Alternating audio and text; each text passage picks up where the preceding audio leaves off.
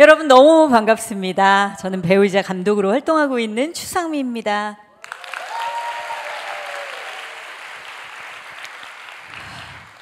네, 오늘 하나님이 오는데 왜 이렇게 고생하게 하셨나. 4시간이 넘게 걸렸거든요. 제가 자차로 운전해서 오는데 차가 너무 막히는 거예요. 그러면서 감을 잡았었죠. 여기 귀한 청년들이 있구나. 그래서 이렇게 어렵게 오게 하시는 거구나. 근데 정말로 너무나도 밝고 예쁜 여러분들의 얼굴을 보니까 너무 반갑습니다. 그리고 오늘 또 우리 청년들의 손에 잡혀서 오늘 새생명축제에 오신 또 VIP 처음으로 교회에 오신 분들이 계시다고 들었어요. 아까 일어나서 박수 받으셨죠? 너무 환영합니다. 너무 반갑습니다. 그리고 제가 프레젠테이션을 좀 준비를 했는데 한번 실험을 해보겠습니다. 이 포인터가 되나? 되네요. 네. 다시 돌아가겠습니다. 빛이 있으라 하신 하나님이란 제목으로 여러분께 제 삶의 이야기들을 좀 오늘 들려드리고자 합니다. 빛이 있으라 하신 하나님, 창세기 2절에 보면은 이 땅이 정말 혼돈하고 어둠 가운데 있었을 때 빛이 있으라 라고 하나님 말씀하셨잖아요. 그런 것처럼 제 인생에서 가장 어두운 시절에 오신 하나님, 그 하나님께서 저를 통해서 어떤 일을 하셨는지, 제 인생에 어떻게 역사하셨는지 여러분들께 좀 들려드리고자 이렇게 왔어요. 근데 그에 앞서서 저를 아시는 분들이 많이 안 계실 것 같아요. 왜냐하면 제가 배우로서 20년 정도 활동을 하다가 요즘은 조금 브라운관이나 스크린에 좀 뜸하고 사실 좀 엇길로 나가서 다른 일을 하고 있습니다. 그런데 그 다른 일이라는 게 바로 하나님께서 새롭게 제 인생의 위기 가운데 주신 어떤 비전이자 사명이었어요. 그래서 제가 배우로 활동을 하다가 작품을 만드는 감독, 그리고 글을 쓰는 작가 겸 감독, 그리고 남편과 함께 공연과 영상을 제작하는 제작사 약인과 버스 컴퍼니를 만들어서 활동을 하게 됐어요. 어떻게 보면 굉장히 큰 변화죠. 여러분들 연예인의 삶을 좀 상상해 보시면 아시겠지만 굉장히 화려하고 남부러 올 거 없고 부족할 것 없던 그런 삶에서 창작을 하는 아티스트로서의 삶으로 이제 전향을 하게 됐는데요. 어떤 일이 있었길래, 하나님이 어떻게 역사하셨길래 그런 큰 변화가 있었는지 지금부터 여러분들께 좀 소개를 드리고자 합니다. 여러분들, 제가 말씀을 먼저 저희 낭독하고 한번 시작해 볼까요? 금방 창세기 2절 말씀드렸는데 1장 2절에서 3절까지 함께 낭독을 하고 시작하도록 하겠습니다. 자, 시작. 땅이 혼돈하고 공허하며 흑암이 깊음 위에 있고 하나님의 영은 수면 위에 운행하시니라. 하나님이 이르시되 빛이 있으라 하시니 빛이 있었고. 아멘. 아멘. 이 말씀이 제 인생에서 어떻게 이루어졌는지 이제 차차 여러분들께 말씀드리도록 하겠습니다. 안 되는데요? 넘겨주시겠어요? 네. 여러분들의 부모님 세대는 아실 거예요. 오늘 처음으로 초청돼서 오신 분, 아까 똑순이 아버지 기억하시더라고요? 네, 맞습니다. 저희 아버님은 조남이 추자, 송자, 웅자세요. 추송웅 배우이자 연극인이셨어요. 여러분들의 부모님 혹은 여러분들의 조부모님이 굉장히 잘 알고 계신 그런 배우신데요. 모노드라마라는 장르를 연극계에 개척을 하셨고, 그래서 연극하시는 분들에게는 아직도 한 시대를 풍미했던 어떤 레전드, 그런 기념비적인 분이세요. 그래서 저는 4살 때, 한 3살 때 이렇게 걸음마 막 시작하면서부터 극장에 다니기 시작했어요. 아빠가 늘 무대에선 배우이자 연출가이셨기 때문에. 그래서 이 빨간 피터의 고백이라는 연극이 굉장히 이제 전설적인 연극으로 통했었죠. 굉장히 센세이션했었고 9시 뉴스에 막 보도되고 전 세계에서 주목을 할 정도로 그렇게 굉장한 이제 연극을 하셨었는데요. 좀 이상하죠, 저 캐릭터가. 왜냐하면 사람이 아니에요. 침팬지예요. 침팬지가 사실 어떻게 보면은 장르로 따지면 SF라고 해야 될까요? SF 판타지? 어떤 침팬지가 아프리카 초원에서 막 자유롭게 살다가 문명인 인간의 독일 사람의 손에 포획돼서 포획선에 잡혀서 이제 도시 문명 세계로 오게 되는 이야기입니다. 내용을 살짝 말씀을 드리면, 그래서 이 침팬지의 이름이 빨간 피터예요. 근데 이 피터가 그 포획선에 잡혀서 오는 과정에서 이 피터가 도시 문명으로 가게 되면 자신의 운명은 서커스단에 가거나 아니면 동물원에 갈 운명이었습니다. 그래서 뱃속에 이제 잡혀서 철창 우리 안에 갇혀 있는데 피터가 꾀를 내게 돼요. 내가 그 운명을 피할 수 있는 방법이 있다면 나는 저 인간들을 흉내내야겠다. 그래서 선원들이 철창 우리에 와가지고 막 이렇게 파이프 담배도 피고 농담도 하고 막 사탕 바나나도 던지고 그래요. 근데 처음에는 그걸 몸으로 받아내고 인간들하고 이렇게 소통을 하기 시작하죠. 그러다가 파이프 담배도 뺏어서 자기가 이렇게 피워보고, 그러니까 너무 재밌는 거예요. 선원들이 이거 봐, 이 피터, 이 침팬지 피터라는 이름을 붙여주죠. 선원이 이 피터 굉장히 영리한데 이러면서 막 행동을 따라하게 하고 이 피터는 그거를 충실히 따라해요. 그러다가 어느 날 결정적으로 어떤 선원이 브라보라고 말을 하는 걸 따라하게 됩니다. 브라보, 인간의 언어를 쫓아가게 되는 거죠. 그래서 이 침팬지 피터는 동물원과 서커스에 잡혀가는 것 대신에 연구소로 보내집니다. 어떻게 침팬지가, 동물이 인간을 이렇게, 인간의 언어까지 흉내낼 수 있지? 그래서 20년, 30년 동안 이 연구소에 갇혀서 어디까지 인간의 문명을 따라할 수 있는지 연구 대상이 되게 됩니다. 그래서 초호화 아파트에 예쁜 암컷 침팬지도 결혼을 시켜주고 새끼도 낳게 해주고, 모든 인간인 우리는 최첨단, 지금으로 치면 뭐 핸드폰, 뭐 모든 것이겠죠. AI 이런 거 다. 인간인 우리는 모든 그런 메커니즘, 시스템, 문명화된 기술들을 전부 습득하게 해요. 그리고 이 침팬지 피터가 마지막 이제 말년에 노인이 아니죠. 이제 늙은 침팬지가 되었어요. 그래서 자기를 연구해준 그 학술원 아카데미 회원들 앞에서 자신이 평생 30년 동안 어떻게 인간의 문명을 습득할 수 있었는지를 고백하는 내용이 이 연극의 내용입니다. 이 연극은요, 프란츠 카프카라고 여러분 들어보셨죠? 굉장히 유명한 독일의 소설가가 쓴 작품입니다. 1920년대 작품이고요. 근데 마지막에는 굉장히 시니컬하고, 지금으로 치면 어떤 디스토피아 같은 느낌이죠. 굉장히 시니컬하고 어둡게 끝납니다. 다른 건 다 생각이 나지 않는데 마지막 피터의 한마디가 생각이 나요. 나는 내 영혼과 정신의 나는 내 육체의 자유를 되찾기 위해서 내 영혼과 정신의 감옥에 갇혀버렸습니다. 그것을 맞바꾸었습니다. 이렇게 얘기를 해요.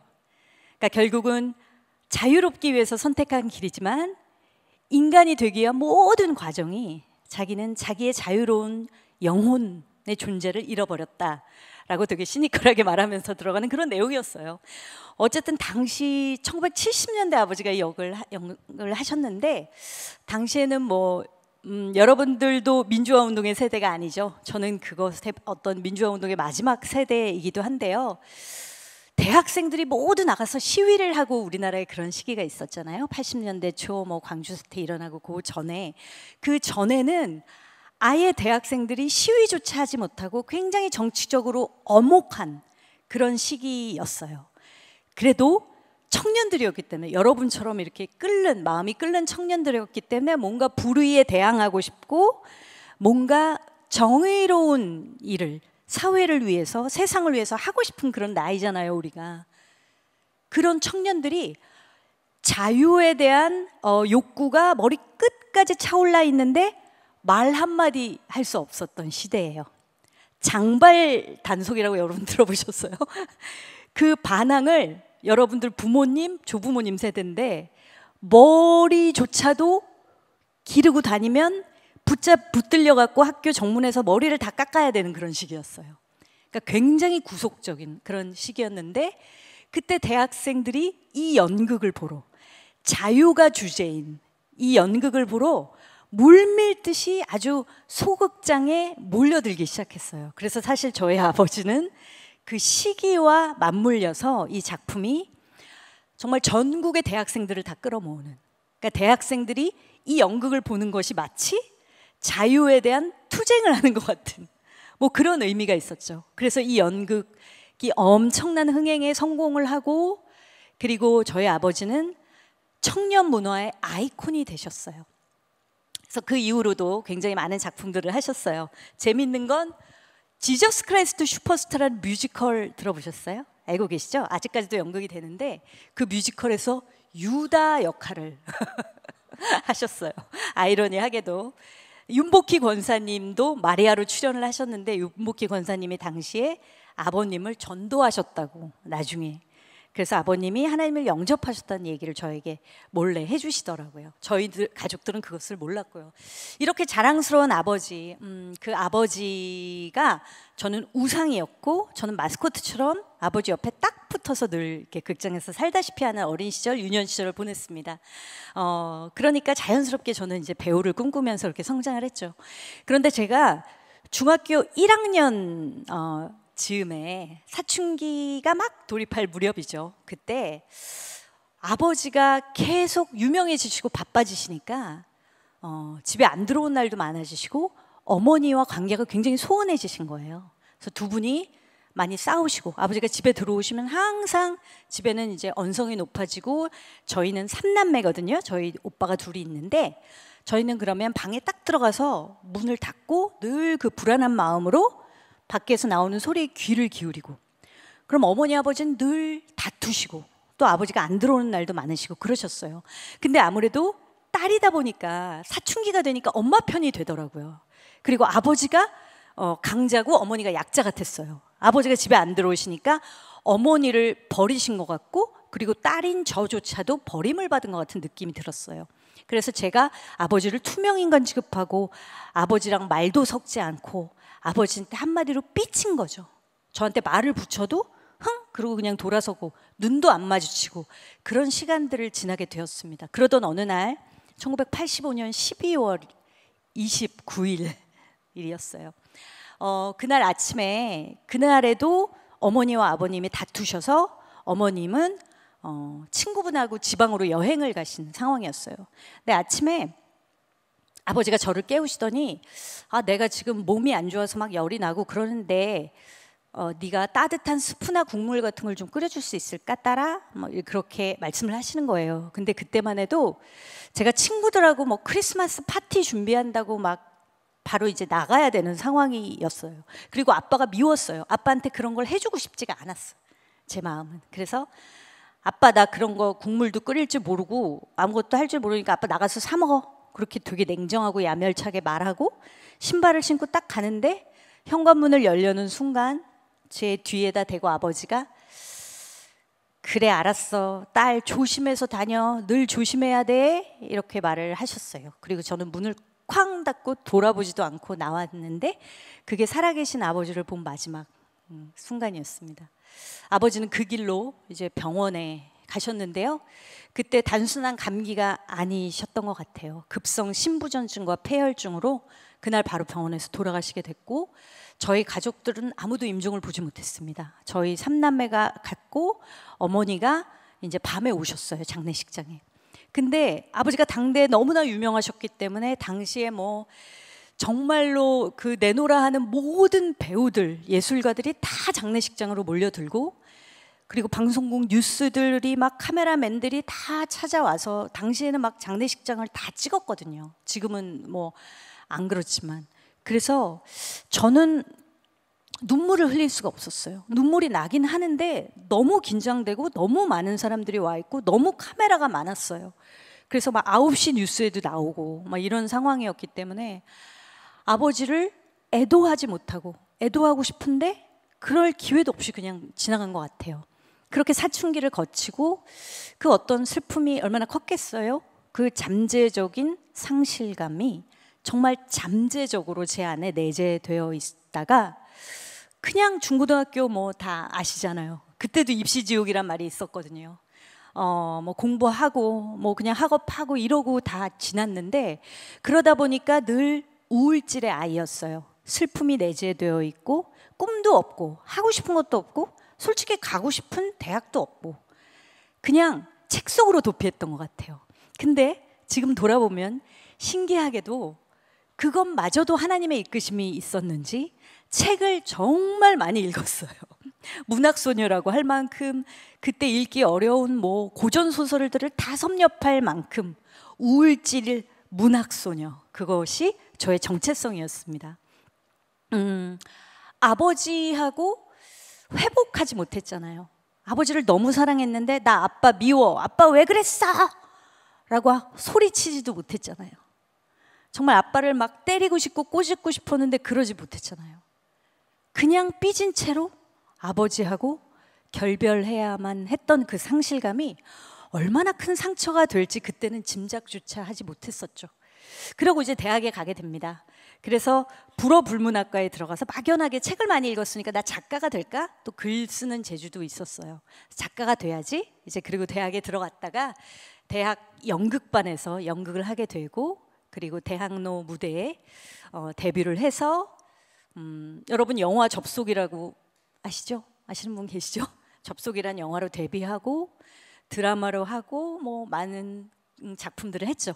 드라마, 영화, 뮤지컬, 연극 이렇게 라디오 DJ까지 아주 종횡무진 한 20년 정도 활동을 하는 배우였습니다.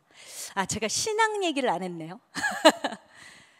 저의 신앙은 언제부터 시작이 됐냐면 제가 고등학교 3학년 때 그때 전기시험이 있고 후기시험이 있었어요. 그 당시에는. 근데 전기시험을 떨어지고 저는 문학소녀였다 그랬잖아요. 그리고 가고 싶은 대학도 솔직히 없었다고 꿈도 없었다고 했잖아요. 그러니까 재수하는 건 상상도 못했어요. 그러니까 무조건 나는 후기시험으로 대학에 가야 돼 이렇게 생각하고 전기시험 끝나고 전기시험에 떨어지자 이제 발등에 불이 떨어진 거예요. 그래서 그 당시에 어머니가 먼저 교회를 다니시기 시작했고요. 여의도 순복음교회.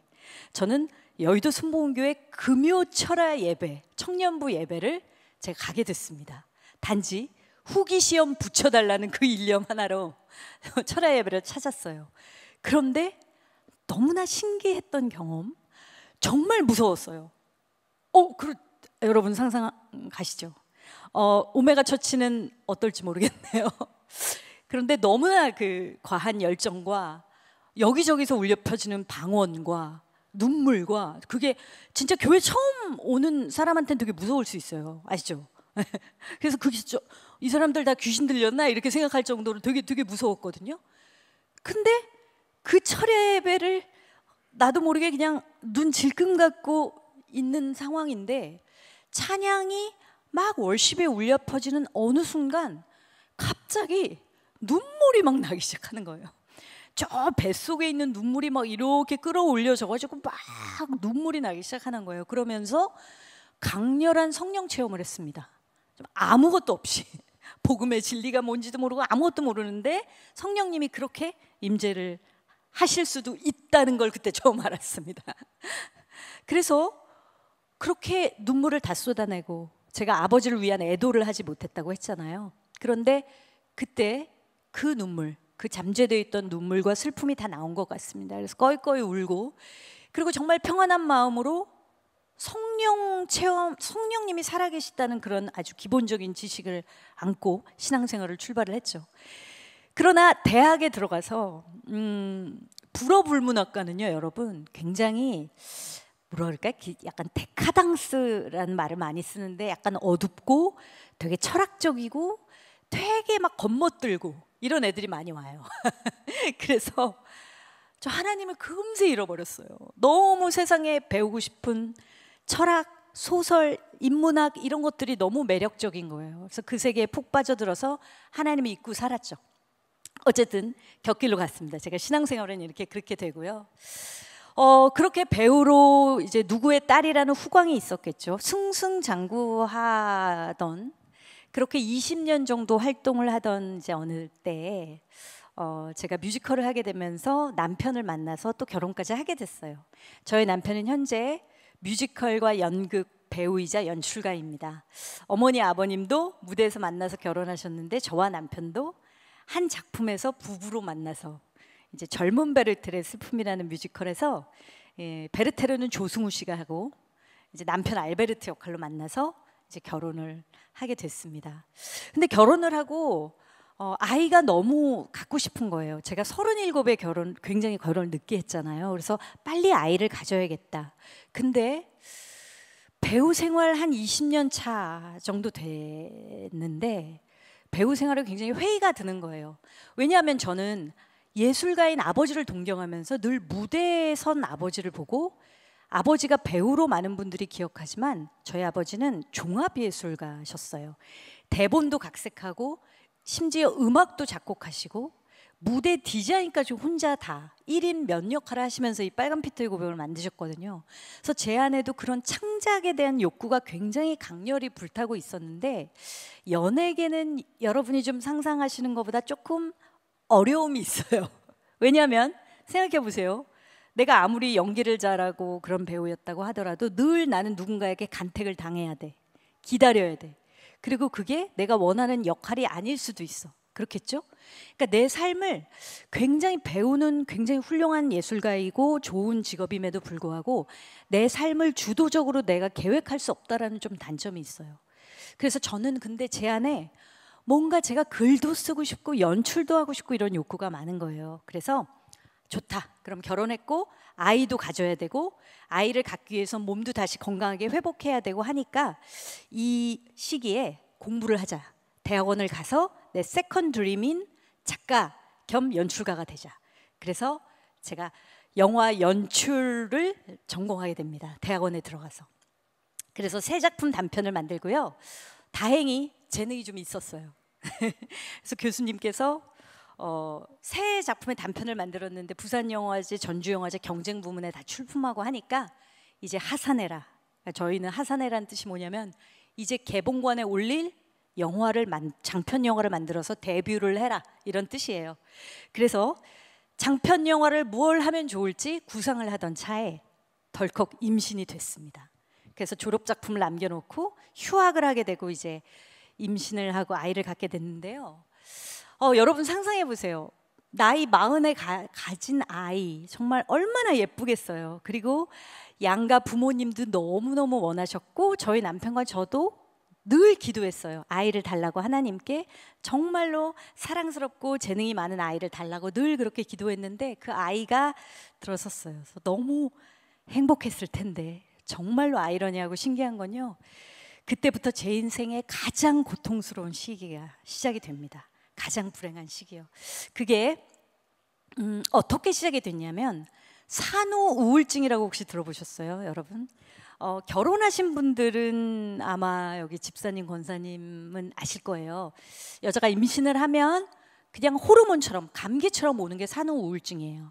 출산을 하고 어느 순간 지나면 없어져요. 왜냐하면 모성 호르몬이라는 것 때문에 생기는 거거든요. 근데 제가 나중에 안 이야기인데 의사 선생님한테 들은 이야기인데 이게 출산 후에 사후 관리를 잘 안 하면 일반 우울증으로 굉장히 깊이 발전한다고 하더라고요. 제가 이제 그런 경우였던 것 같아요. 근데 이게 저는 어떻게 왔냐면 극도의 불안증으로 왔습니다. 아이에 대한 불안. 그래서 아이를 출산을 하고 아이가 너무 사랑스러운 내 아이가 앞에 있는데 매일같이 이 아이가 잘못되는 악몽을 꾸는 거예요. 아이가 죽거나 아이가 사고를 당하거나 아이가 막 피가 나거나 막 이런 굉장히 어둡고 잔인하고 무서운 꿈들을 매일같이 꾸기 시작하니 얼마나 고통스러웠겠어요. 뉴스를 보면 아이에 관한 사건 사고가 나오면 그냥 공황장애가 생겨버리는 거예요. 식은땀이 막 나면서. 그때 세월호 사건도 있었습니다. 그러니까 모든 아이들의 겪는 불행이 우리 아이가 겪는 문제 같고, 그래서 그것 때문에 막 너무 무섭고 불면증이 찾아오는 거예요. 그리고 또 하나는 저희 남편이 이제 가장이 됐잖아요. 아이가 생겼으니까 하나님이 복을 주시려고 그랬는지 작품을 갑자기 서너 개씩을 막 많이 하기 시작했어요. 그러니까 연극 배우니까 왜 공연이 늦게 끝나잖아요. 그러면 새벽 1시, 2시가 돼서야 들어오는 거예요.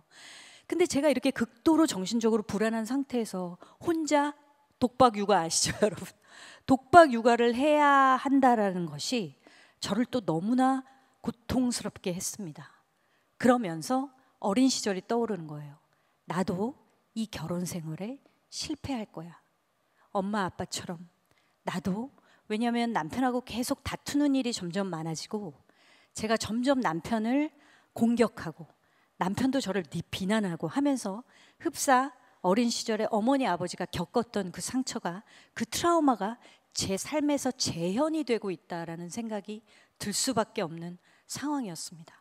그래서 이 두 가지가 저를 너무 고통스럽게 만들면서 깊은 우울증을 앓게 됩니다.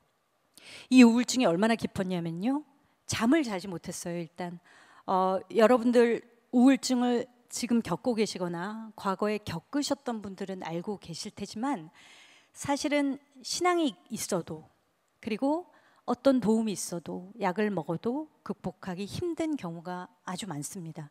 그 이유 중에 하나가, 그리고 많이들 뭐 연예인들도 그렇고 굉장히 비극적인 결말을 맞게 되죠. 자살까지 가게 되는 이유 중에 하나가 사실 불면증이거든요. 이거는 그냥 육체적인 고통이에요. 잠을 자야 되는데 누가 이렇게 내 눈에 이렇게 핀셋을 꽂고 있는 것처럼 잠이 오지 않는 그 고통입니다. 그러면서 저는 이제 자살 충동이 되게 심해지기 시작했어요. 죽고 싶다. 사실 어린 시절의 상처 때문에 어쩌면 저에게는 이 행복한 가정이라는 것이 우상이었을지도 몰라요. 보통 상처가 우상이 되는 경우가 많거든요. 근데 그 결혼 생활이 이제 끝났어. 너무 절망적이야. 난 좋은 엄마가 될 수 없고 좋은 아내가 될 수 없어라는 생각이 저를 그냥 계속 죽어 이렇게 몰아갔던 것 같습니다. 그래서 매일같이 자살 충동을 느끼던 어느 날, 그때 제가 11층 아파트에 살고 있었는데요. 그날따라 좀 뭔가가 아침부터 굉장히 이상했습니다. 정신이 굉장히 명료했고, 근데 아이를 어린이집에 보내놓고 제가 이제 방에 이렇게 기대서 창문을 보고 있는데 갑자기 마치 무슨 영감이 떠오른 것처럼 이 고통을 오늘 지금 이 순간 끝내야겠다라는 생각이 드는 거예요. 그래서 이 고통을 가장 빨리 손쉽게 끝낼 수 있는 방법은 저거겠구나 이러고 창문을 제가 쳐다보고 있는 굉장히 위험한, 극도로 위태로운 상황이었습니다. 근데 당시에 어떤 증상이 있었냐면요, 불면증이 있었다고 했잖아요. 그러니까 저도 모르게 깨어있는 낮에 갑자기 이렇게 정신을 잃어서 가수면 상태에 잠깐 빠졌다가 깨고 잠깐 빠졌다가 깨고 그런 상태가 지속이 됐습니다. 근데 그렇게 창문을 보고 되게 이성적으로 이걸 내가 어떻게 실행에 옮길까, 아이 정말 신기하게도 너무 사랑하는, 제가 목숨 바쳐 사랑하는 아이가 있었음에도 불구하고 그런 것도 고려 대상이 되지 않더라고요. 그래서 아이가 돌아오기 전에 뭐 어떻게 실행에 옮길 것인가를 되게 이성적으로 생각하고 있다가 깜빡 가수면 상태가 찾아왔습니다. 근데 그 가수면 상태에서 뭐라고 표현해야 할까요? 제가 굉장히 많은 간증을 했는데 이 이야기를 할 때마다 새로워요. 제 안에서 시작된 것이 아닌, 제 생각 속에서 시작된 것이 아닌 어떤 쟁쟁한 마음의 소리, 마음의 울림 같은 것이 외부에서 저를 뚫고, 정확한 표현을 찾기가 어렵지만 제 영혼을 뚫고 들어오는 소리, 마음의 소리, 울림 같은 것이 있었습니다. 그게 어떤 것이었냐면요, 제 호흡 소리를 제가 듣고 있었는데요. 내가 네 호흡보다 이렇게 가까이 있는데 너는 왜 죽음을 생각하고 있니? 라는 소리로 시작해서 내가 너의 진짜 아빠이자 내가 너의 진짜 남편이야. 나는 너의 아버지고 나는 너의 진짜 남편이란다. 이 얘기가 2번 반복해서 들려오는 거예요. 제 안에 쟁쟁한 어떤 울림으로. 제가 그걸 듣고 딱 가수면 상태에서 깼어요. 근데 깨고 나서 이게 무슨 소리지? 이게 무슨 생각이지? 저도 모르겠더라고요. 근데 그 순간, 바로 또 그 순간 지금 돌아보면 성령의 조명하심이란 게 이거구나. 아, 내가 어떤 뻥 뚫린 구멍이 있는데 내 안에 굉장히 공허하고 외롭고 그 커다란 구멍, 그 결핍이 아버지, 그리고 지금 내 곁에 있어야만 하는 가장 나에게 중요한, 필요한 남편. 그 2가지의 결핍을 채우시는 목소리였다는 걸 깨닫게 됐습니다. 그 순간. 정말 그 순간 무릎을 꿇고 울기 시작하는데요. 어떻게 사람이 이렇게 많은 눈물을 흘릴 수 있지? 싶을 정도로 1시간 이상 엉엉엉엉엉 통곡을 하고 정말 수도꼭지처럼 눈물이 막 쏟아지기 시작해요. 하나님께서는 제 안에 억눌려 있던 슬픔을 그 순간 다 터뜨리시는 것처럼 저를 울게 하셨습니다. 그리고 정말 거짓말같이 저는 그 순간 회복이 돼요. 회복이 될 수밖에 없는 게, 여러분 생각해 보세요. 내가 생각한 적도 없고, 왜냐하면 기도도 못했어요. 그때는 기도를 할 수가 없었어요. 기도를 하고 싶어도 나오지도 않고. 근데 어떤 그런 음성이 나를 찾아오신 하나님, 내가 이렇게 고통스러운데 내 결핍이 뭐고 문제의 근원이 뭔지를 가르쳐 주시는 하나님, 그것을 채워주시러 오신 하나님, 위로하고 치유하러 오신 하나님, 그 하나님의 살아계심이 너무나 느껴졌기 때문이에요. 어떻게 안 그럴 수 있겠어요? 그래서 정말 우리 남자분들한테는 죄송한 얘기지만 남편이 앞에서 얼쩡얼쩡 돌아다녀도 그게 오히려 비현실 같고, 보이지 않는 진짜 남편인 주님이 정말 살아계시는 그런 신비한 그런 시간들을 경험하게 됩니다. 남편이라고 하셨잖아요. 허니문이 시작된 거죠. 정말로 살아있는 내 남편이, 내가 너무 사랑하는, 너무 매력 있는 나의 남편이, 그 예수님이 내 눈앞에 살아계신 것 같은 그 시간들이 시작이 됩니다.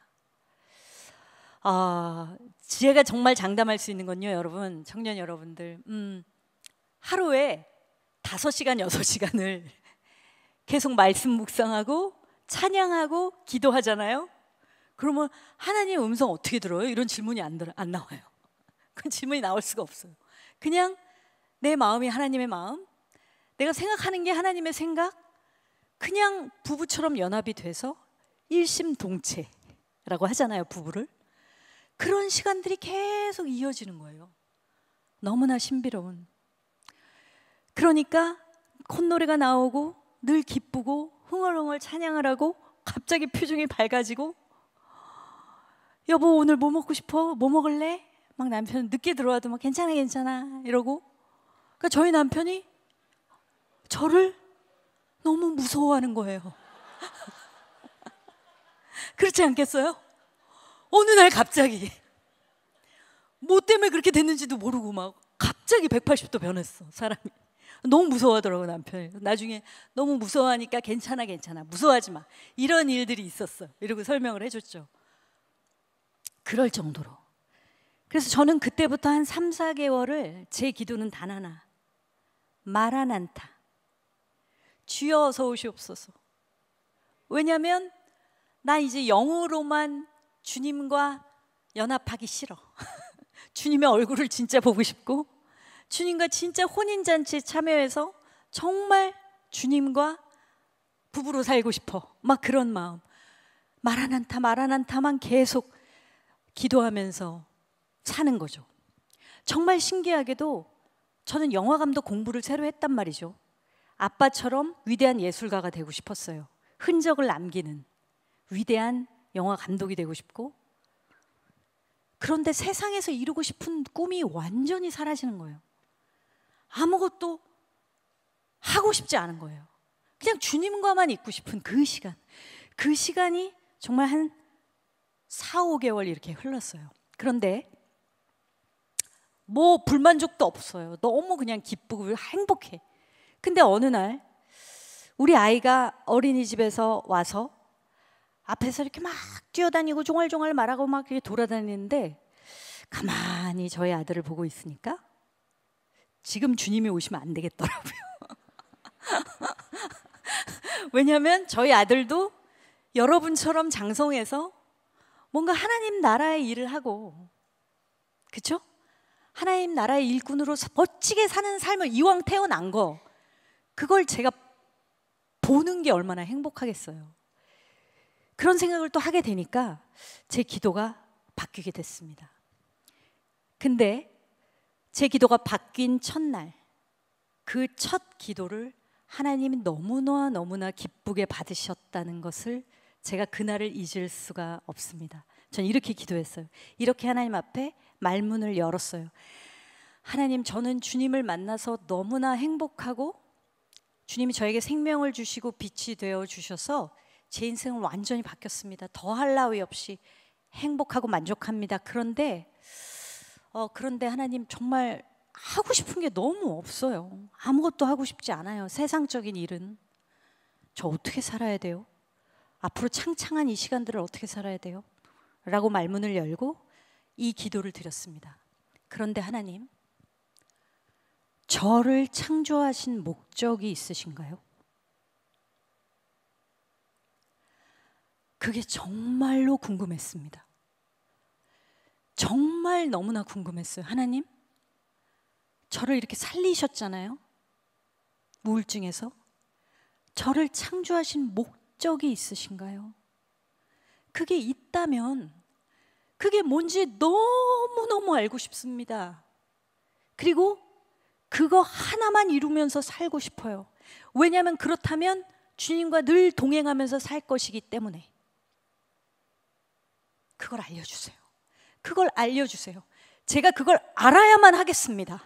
너무나 당당하게. 주님, 그거 알려주시지 않으면 저 못 살겠어요. 살 수가 없어. 저 지금 당장 데려가세요. 이런 기도, 목숨을 거는 기도. 그 기도를 드리는데, 그 깊은 기도 가운데 하나님이 이런 말씀을 주시는 거예요. 네가 상처 입은 자의 마음을 알았으니 상처 입은 치유자로서 하나님 나라의 예술가가 되어라. 그래서 세상의 언어로 나의 복음을 전하는 메신저가 되길 바란다. 라는 비전이었어요. 저는 그 말씀을 듣고 너무나 행복하고 너무나 감동하고 너무나 설레었어요. 그 다음부터는 이제 구체적인 기도로 들어갑니다. 하나님, 그렇다면 저 영화를 만들게요. 그래서 하나님 대학원 가게 하신 것 같으니까 제가 영화 만들게요. 어떤 영화를 만들어야 합니까? 하나님 알려주세요. 우울증 시절 어떤 영화를 만들어야 합니까? 그렇게 기도한지 주님이 소재를 찾게 해주세요. 저는 또 그런 말씀도 주셨어요. 내가 너에게 줄 작품들은 앞으로 이 시대를 시즌별로 나눈다면 각 시즌에 내가 전하고자 하는, 이 세상에 전하고자 하는 메시지를 담아내는 작품들을 만들게 하겠다라는 것이 하나님의 약속이었는데, 이 시대가 어떤 시대인지, 이 시즌이 어떤 시즌인지 모르잖아요. 막연하잖아요. 그러니까 그냥 주님이 찾게 해주세요. 그냥 저 이렇게 떨어지는 감 받아먹는 아이처럼 있을 테니까 하나님이 주세요. 그렇게 기도한 지 일주일이 채 안 돼서 지인이 일하는 출판사에 갔다가 바로 제가 2018년도에 만들게 되는 폴란드로 간 아이들이라는 다큐 영화의 소재를 찾게 됩니다. 이것은 폴란드의 국영TV 기자가 쓴 어떤 루프 소설인데 책으로 출간할지 말지를 간보고 있던 상황이었어요. 왜냐하면 당시에 북한과 남한의 관계가 너무 안 좋았기 때문에 완전히 그냥 장벽을 치고 있는 상황이었어요.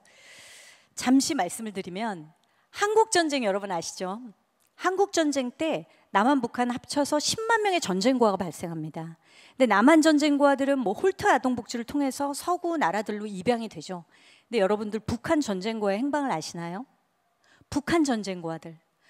북한이 재건하는 상황이었기 때문에 고아들을 수용할 수가 없었어요. 그래서 저 아이들은 동유럽의 당시의 사회주의 동맹국가 헝가리, 불가리아, 소련, 동독, 폴란드 이런 나라들로 몇백 명씩 흩어져서 위탁 교육을 받고 10년 후에 다시 북으로 돌아오게 됩니다.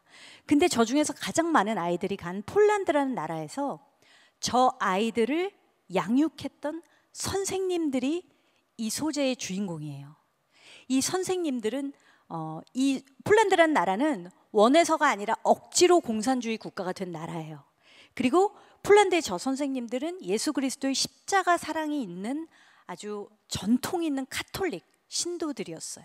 신앙이 굉장히 좋으신 분들이었는데 특별히 저분들은 나치 독일로부터 가족들, 부모들을 잃어서 본인들이 전쟁 고아이거나 가족 중에 전쟁통에 죽은 사람들이 있는, 그래서 이 북한 전쟁 고아의 마음을 그대로 공감하고 알 수 있는 분들이었어요. 한마디로 상처 입은 치유자인 선생님들이었죠. 이 학교에 교장 선생님이 이런 말씀을 하십니다. 제가 인터뷰를 했는데 이 고아들이 기차역에 도착했을 때 북한 전쟁 고아들이 생전 처음 보는 까만 머리 까만 눈의 동양 아이들이었습니다. 그런데 우리는 낯선 타국의 아이들이 아니라 내 유년 시절의 일부분 같았습니다. 그래서 우리는 저 아이들한테 선생님이라고 부르지 말고 마마 파파라고 부르도록 지시했습니다. 그래서 선생님들은 저 아이들을 극진히 사랑하며 부모의 사랑을 줍니다. 그리고 저 북한 아이들에게 기도를 가르쳐요. 성경을 읽어주고 크리스마스 파티를 합니다. 그래서 아이들에게 신앙을 심어줘요.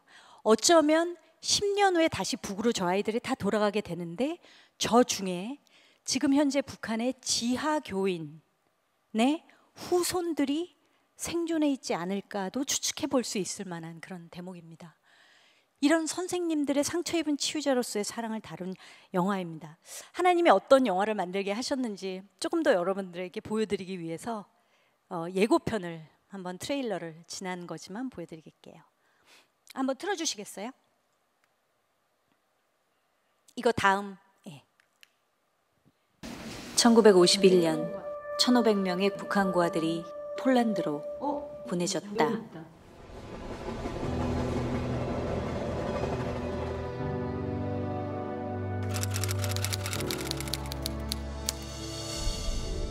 불안감에 떠는 눈동자와 짧게 자른 머리카락. Szokowane, jakby łóżka ścielone przygotowane, wiesz, bo one boją się bardzo, czy schować się, tak?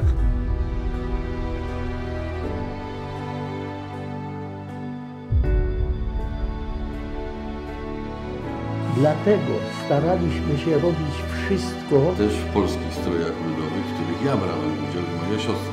Pan, pani dyrektor, nauczyciel, ja, papa. To wszystko, bo mama. Mama, jedziemy. Kładzie się na śnieg albo oblewa się zimną wodą, żeby być chory, żeby nie pojechać. 원성출 pamięta? Tak.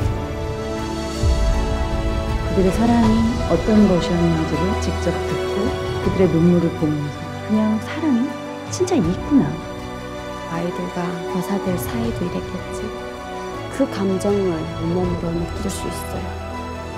Przekażcie tym dzieciom, że kochamy ich. dziękuję.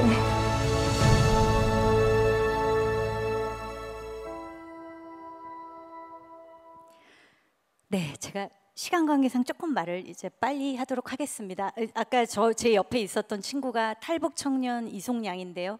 이 영화 후에 정말 하나님 뜨겁게 만나게 되고 폴란드에 가서 저희가 한 달 촬영을 했는데 선생님들로부터 정말 힐링이 되면서 지금 선교사 준비를 하고 있습니다. 신학대학원을 나왔고요. 기회가 되시면 영화는 보시면 돼요. 어딘가에 있어요. OTT에 있으니까 찾아보시면 되고요. 뭐 초청해 주시면 이 공간에서 상영을 하는 것도 좋을 것 같습니다. 저희가 네.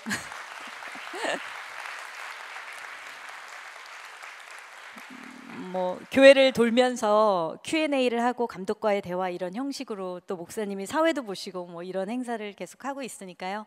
선생님 추천해 주시면 오겠고요. 어쨌든 이 영화가 개봉하고 정말 많은 일들이 있었습니다. 하나님께서 정말 많은 일들을 하셨는데요. 시사회 날 많은 프레스콜들이 왔어요. 뭐 제가 배우인데 영화를 만들었는데 어떻게 이런 소재를 만들었냐, 그거에 대한 궁금증을 질문하는 기자들도 많았지만 어떻게 이렇게 시의적절한 작품, 이 시즌에 이 시기에 꼭 필요한 작품을 만드셨어야 하는 질문들이 많았습니다. 왜냐하면 이때는 남북이 굉장히 사이가 안 좋을 때 제가 촬영하고 폴란드에 가서 찍었거든요. 그때 하나님이 준비케 하셔서 그 중간에 여러분 다 아시는 정치적인 격변이 있었죠. 그리고 남북 판문점에 가서 남북 그 수장들이 대화를 하게 되고 평창 올림픽에 북한 선수들이 우리나라에 오고 평화 무드가 조성이 되었습니다. 그러면서 그때 바로 평창 올림픽이 올린 직후에 영화가 개봉을 했습니다. 그러니까 기자들이 그런 질문을 하는 거예요. 어떻게 이렇게 시기가 적절한 작품을. 근데 제 입으로 하나님이 하셨어요 이 말이 막 튀어나오는데 거기는 교회가 아니기 때문에 그런 말을 할 수는 없었지만 속으로 정말 하나님이 하셨다는 말씀을 제가 고백을 했습니다. 하나님이 정말 이렇게 일하시는구나. 그리고 이 영화를 만드는 데 있어서 사실 이게 세상 영화지 기독교 콘텐츠는 아니거든요. 그런데 복음을 누가 봐도 복음인 거죠. 그래서 교회에서 상영하면 누가 봐도 저분들이 하나님의 심정을 가지고 정말 상처 입은 치유자로서 예수님께서 하늘 보좌에 그 멋지게 정말 럭셔리한 분위기에서 우리를 구원하셨을 수도 있었을 텐데 그게 아니라 상처 입은 자의 원형으로서 십자가 위에서 우리와 같이 낮아진 몸으로 오셔서 우리를 구원하신 상처 입은 치유자 1호가 예수님이시잖아요. 그래서 그런데 그런 워딩도 전략가시라는 걸 제가 알게 됐어요. 제가 하나하나 기도하면서 하나님께 인사이트를 받아가지고 작품을 만드는데요. 하나님, 어떤 단어가 믿는 사람이건 믿지 않는 사람이건 다 울림이 있을 수 있을까요? 할 때 상처의 연대라든지 상처 입은 치유자라든지 이런 워딩들을 사용하게 하시고 나레이션으로 그것을 녹음하게 하시고 하면서 그런데 믿지 않는 사람들이 더 잘 알아듣는 거예요. 이런 말들을. 그러니까 이런 언어가 있구나. 우린 이런 언어를 찾아야 한다. 복음을 녹여낼 수 있는 세상 사람들도 거부감 없이 들을 수 있는 언어들을 우리는 발견해내야 한다. 그래서 우리는 세상과 하나님 사이에 다리를 놓는 역할을 문화예술 콘텐츠를 통해서 해야만 한다라는 것이 또 저의 사명으로 이 작품을 만들고 있는 그 과정에서 많은 트레이닝과 어떤 훈련과 많은 지식들을 하나님이 친히 알게 하시면서 이 영화가 가는 곳마다 마치 저는 구경꾼이었어요. 하나님께서 일을 하시는데요. 마치 여러분 그런 느낌이었어요. 이 작품 속에 하나님의 나라가 심겨서 정말 씨앗처럼 심겨서 이렇게 나무가 되어서 그냥 가는 곳마다 일을 하는 거예요. 일본에도 개봉을 하게 되고 미국 교회마다 돌면서 상영을 하고 하는데 어떤 일들이 일어나냐면 하나님 나라의 일들이 일어나는 거예요. 통일을 전혀 원하지 않던 젊은 세대들이 통일을 왜 해야 되는지 알게 됐다라는 성찰이 일어나는가 하면 상처 입은 사람들이 내 상처와 내 시련과 고난은 그냥 쓰레기통에 처박아야 폐기 처분해야 되는 건 줄 알았는데 이걸 통해서 다른 사람을 도울 수 있구나. 동일한 상처를 겪은 사람을 공감할 수 있고 품을 수 있구나. 그래서 하나님이 나한테 이런 상처와 시련을 주시는구나. 내 마음을 찢어 넓히고 그 안에 사랑을 담아 다른 사람들을 품게 하시기 위해서 나한테 상처를 주시는구나 라는 걸 알게 되었다는 그런 많은 수많은 증언들, 그러면서 많은 분들이 눈물 흘리면서 변화되는 것을 보았어요.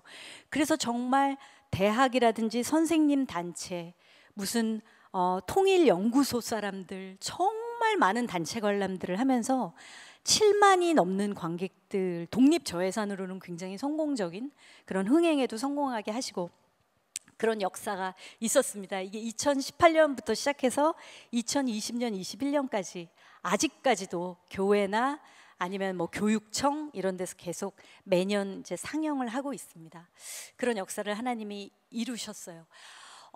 정말 어두운 시기에 죽고자 했던 한 취약한 아주 연약한 영혼을 통해서 하나님이, 저는 하나님을 바라봤던 것밖에 없고 저의 모든 아픔을 하나님께 가져간 것밖에 없는데 하나님께서 친히 찾아와 주시고 만져주시고 치유해 주시면서 새로운 비전을 주신 그런 사건이었습니다.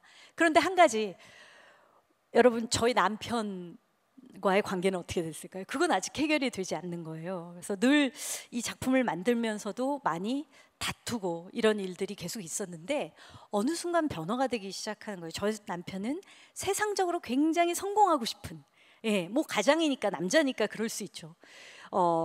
위대한 예술가가 되고 싶은 저의 옛날 꿈이죠. 막 그랬던. 근데 저를 보고 아까 무서워했다 그랬잖아요. 근데 저한테 일어나는 일들을 보고 무서워지기 시작했나 봐요. 그런 고백을 나중에 하더라고요. 왜냐하면 저 남편 사회성이 늘 너무 좋은 사람이어서 너 그렇게 우울증 걸려서 계속 집에만 있고 하면은 네가 영화를 만들겠다는 사람이 사람도 안 만나고 집에서 기도만 한다고 돼? 그게 될 일이야? 이러고 저를 비난했었거든요. 그런데 정말 저는 기도만 했어요. 근데 하나님이 어떤 한 사람을 만나게 하시면서 그분이 마치 귀인처럼 많은 사람들을 소개시켜주고 뭐 하면서 정말 기적이라고 밖에는 할 수 없는, 뭐 마감 2시간 전에 원서를 내가지고 대상을 받아서 2억 지원금을 받게 된다거나 막 이런 기적들이 막 펼쳐지니까 남편이 무서워하는 거예요. 좀 놀라기 시작하고. 그래서 진짜 하나님이 살아 계시긴 한가 보다라는 생각을 하게 되면서, 근데 죄송한 얘기지만 우리 자매님들하고 우리 형제님들은 좀 믿는 양상이 달라요. 그죠? 우리 벌써 웃어. 여기 자매님들은 막 격정적으로 정말 전인격적으로 막 하나님한테 떼굴떼굴 구르면서 울며 불며. 근데 우리 형제님들은 좀 강해야 되잖아. 내가 우는 모습 쉽게 보일 수 없잖아. 그래서 근데 그것도 하나님이 사용하시는 것 같아요. 저희 남편 책을 손에 들기 시작했어요. 그래서 유진 피터슨의 책, C.S. 루이스의 책, 이런 훌륭한 신학자들의 책을 막 도파하더니 C.S. 루이스에 꽂혀서 나니아 연대기, 순전한 기독교, 작가 아시죠? 순전한 기독교, 스크루테이프의 편지, 이런 작품들을 막 보기 시작하는 거예요. 그런데 어느 날 정말 소름 돋는 사건, 연극배우라 그랬잖아요. 배우 출연 제안이 들어왔어요. 그런데 이 연극이 라스트 세션이라는 연극이에요. 마지막 장, 인생의 마지막 장을 의미하는데 프로이트가 주인공이에요. 그리고 또 하나의 주인공이 누구냐면 C.S. 루이스예요. C.S. 루이스 역할이 들어온 거예요. 진짜 소름 돋죠. 프로이트는 말년의 프로이트, C.S. 루이스는 젊은 C.S. 루이스가 무신론자와 무신론자에서 유신론자가 된 두 인물이 만나서 2시간 동안 신이 있느냐 없느냐 격렬한 논쟁을 벌이는 작품이 작품의 다예요. 브로드웨이 작품이고 심지어 기독교 콘텐츠도 아니에요. 프로이트 역할은 신구 선생님 아시죠? 신구 선생님. 예. 근데 연습 현장부터 벌써 비슷한 상황이 벌어졌대요. 저희 남편이 막 C.S. 루이스에 대해서 설명을 하면 신구 선생님이 그런 게 어딨냐? 야, 하나님이 어딨냐? 에휴, 성경의 얘기 다 거짓말이지. 이렇게 얘기하면 아닙니다, 선생님. 하나님은 살아계십니다. 막 이러면서 연습 때부터. 근데 무대에 올라서 정말 2시간을 그렇게 실제로 리얼하게 논쟁을 하는 작품. 그런데 그것은 기독교 작품이 아니었어요. 그래서 대학로 중심에 있는 극장에서 공연을 했습니다. 한 300석 되는 소극장에서. 근데 대학로에 왜 20, 30대 젊은 청년들이 많이 지나다니잖아요. 그런 유동인구들이 들어와서 객석을 꽉 메워요. 매일 매진이 됐어요. 근데 8순이 넘은 신구 선생님이 연기를 하니까 숨을 죽이고 그 경외심에 숨 죽이고 이렇게 봐요. 그런데 이런 생각이 들었어요. 끝나니까 기립박수를 쳐요. 이 청년들이 일생에 한 번이라도 신이 있는지 없는지 디베이트를 해본 적이 있을까? 이런 공간에 놓여서, 이런 장소에서 이런 대화를 들어본 적이 있을까? 이건 전도 집회나 다름없다라는 생각을 하게 되었어요. 연극이 너무 잘 됐고요. 근데 저희 남편이 이 연극이 끝나니까, 그 전에 재밌는 에피소드가, 제가 남편과 관계가 너무 힘들어서 하나님께 저는 정말 하나님하고 너무 친밀하잖아요. 그러니까 막 이런 기도를, 하나님 한 번만 헤어지면 안 돼요? 막 이런, 한 번만 이혼하면 안 돼요? 막 이런 거. 저 아는 언니 보니까 이혼하고 또 어떤 사람 만나서 되게 잘 살던데, 믿음도 좋은 남자 만났는데, 막 이런 거. 그런 거. 근데 하나님 그때마다 저희 남편을 변호하시면서 저에게 주신 말씀, 너의 남편은 너와 함께 동역하는 문화 사역자가 될 거야. 믿을 수가 없죠. 세상만 보면서 달려가는 사람인데 어떻게 갑자기 문화 사역자가 돼요? 말도 안 된다고 생각했어요. 저는 그냥 100% 의심했어요. 잘못 들은 음성이야 이렇게 생각했어요. 그런데 그 기도를 받은 지 2년 뒤에, 정확히 말씀드리면 재작년 초에 그 라스트 세션이라는 작품을 하고 난 후에, 여보, 나 스크루테이프의 편지라는 작품을 올리고 싶어 라고 말을 하는 거죠. 아이고.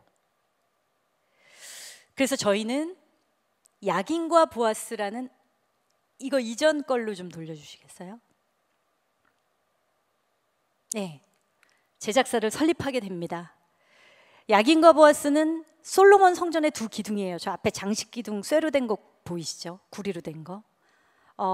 저 기둥이 없어도 건물이 무너지진 않아요. 하지만 마치 얼굴 마담처럼 그 성전의 얼굴 역할을 담당하는 거죠.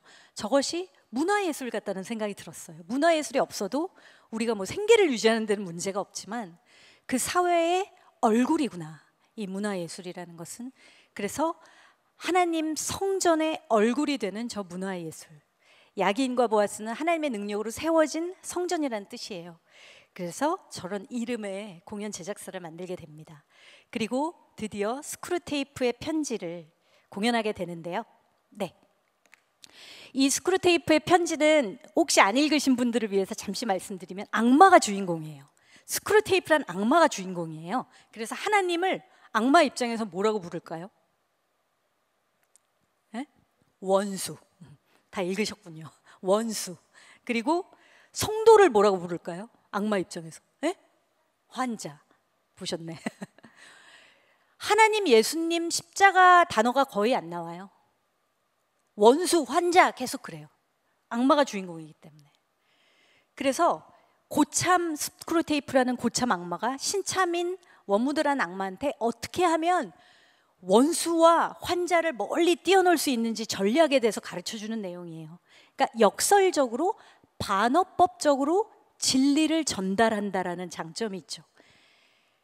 저희한테 주신 콜링은 뭐냐면 세상으로 나가는 거예요. 기독교 콘텐츠도 물론 만들지만 하나님의 관심은 세상에 있거든요. 세상 사람들을 어떻게 하면 복음을 전하는 효과적인 방법. 하나님 굉장히 전략가이십니다.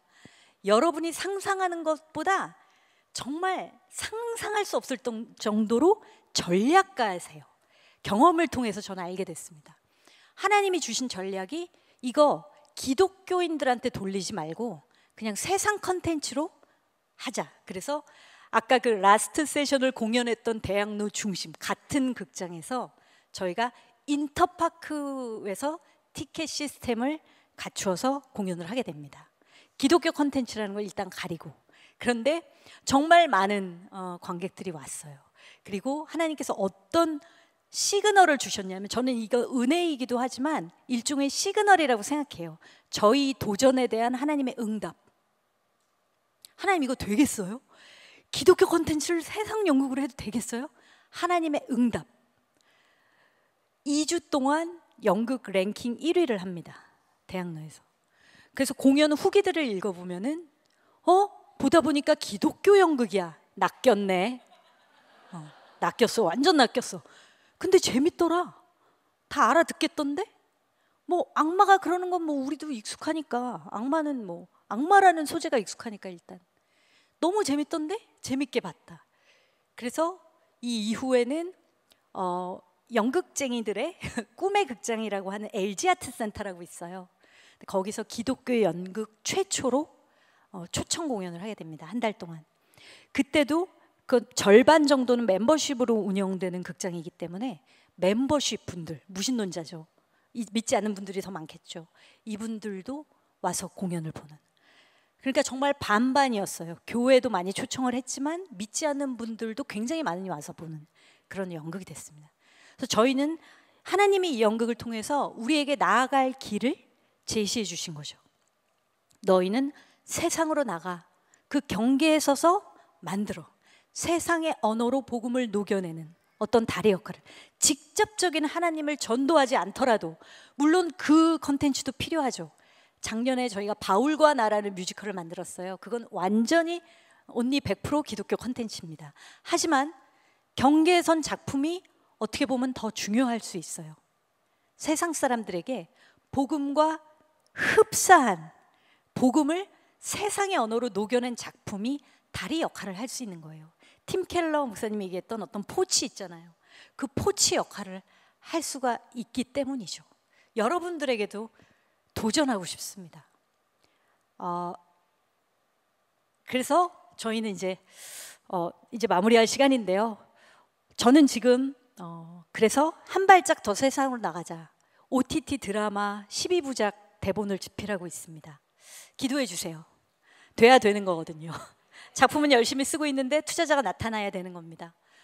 자립준비 청년이라고 보육원에서 18세면 퇴소해서 하는 그 실제 인물 중에 플랜테리어 사회적 기업을 만든 이제 김성민 대표라고, 그분의 이야기를 실화를 드라마화해서 하나님 창조하신 식물의 생명력과, 그리고 이 고아들이 보육원 출신의 사회적 약자들이죠. 어떻게 보면 이들이 자신과 동일한 사회적 약자에게 상처 입은 치유자가 되어서 그들을 견인하면서 같이 관계를 맺으면서 살아가는 이야기고요. 이 이야기는 한국 청년에게 메시지를 주는 이야기입니다. 우리가 수저 계급론 있잖아요. 금수저, 흙수저. 이 자립에 대한 이슈. 그러나 여러분도 알겠지만 한편으로는 진짜 사회 기성세대가 물려준 사회적인 구조적인 악으로 인해 우리 지금 청년 세대가 힘든 건 맞아요. 맞지만 다른 한편으로는 왜곡된 가치관도 존재합니다. 인스타 같은 걸 보면서 상대적인 박탈감을 느낀다거나 이 시대에 영끌에서 집을 사려고 한다거나 이런 건 저희 세대에는 상상도 못할 일이거든요. 지금 굳이 하지 않아도 될 일을 상대적인 박탈감, 그리고 보이기 위한 삶을 사는 것을 자립이라고 생각하는 왜곡된 가치관. 그래서 자립이 무엇인지, 자립이란 것은 내가 도움을 주고 도움을 받을 수 있는, 예수님께서 말씀하신 이웃과 나와의 관계를 맺을 수 있는 능력을 갖추는 것, 그것이 진정한 의미의 자립이라는 걸 이 드라마를 통해서 드러내려고 하고 있고요. 거기에 하나님이 창조하신 나무나 숲이나 식물의 어떤 생장, 생명력을 좀 비유로, 메타포로 사용하는 그런 드라마를 하고자 합니다.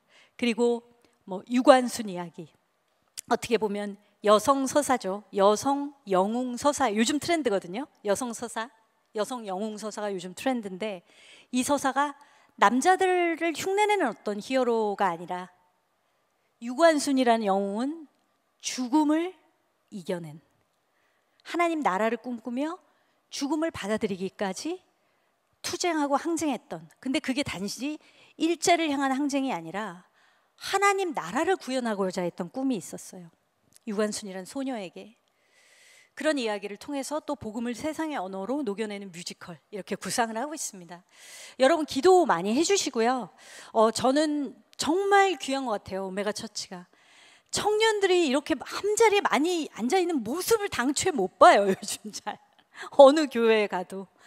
너무 귀하고 하나님께서 특별히 모아주시고 특별히 하나님의 컬링이 있어서 여러분들이 이렇게 모이셨다고 저는 생각을 하거든요. 다른 지방에 가면 굉장히 많이 힘들어요. 청년들 지금 힘든 분들도 물론 계시겠지만